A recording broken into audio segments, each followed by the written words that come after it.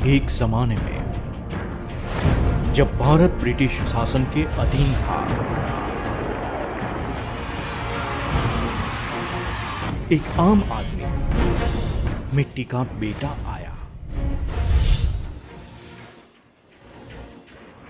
उसने आंदोलन की कमान संभाली।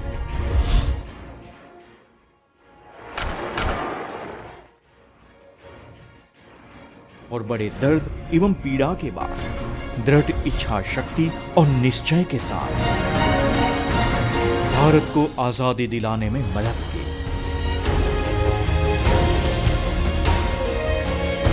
सरदार वल्लभ भाई पटेल एकता और अखंडता के प्रतीक।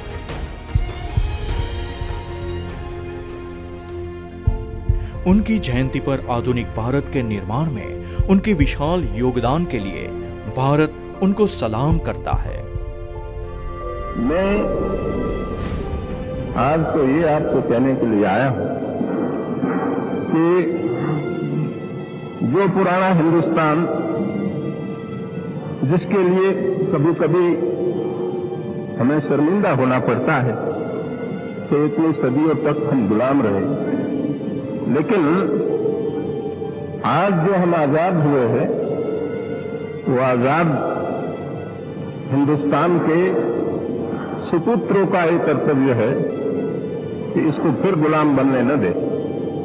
यह प्रेरणादायक कहानी है एक किसान के बेटे की, एक सफल वकील की, एक सफल राजनेता की, जिन्होंने गांधी जी के अनुयायी बनकर उनके मार्ग पर चलकर आजादी के लिए देश के संघर्ष में अग्रणी भूमिका निभाई और एकीकरण के जरिए एकजुट भारत की तस्वीर मुकम्मल की।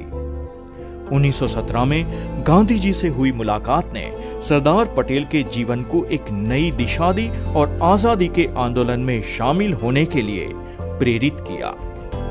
गांधी जी के नेतृत्व में सरदार पटेल ने देश की आजादी की लड़ाई में सक्रिय रूप से भाग लिया। तमाम आंदोलनों में उनके साहस, दृढ़ इच्छा शक्ति को देखते हुए गांधी जी ने उन्हें लौह पुरुष यानी आयरन मैन की उपाधि दी।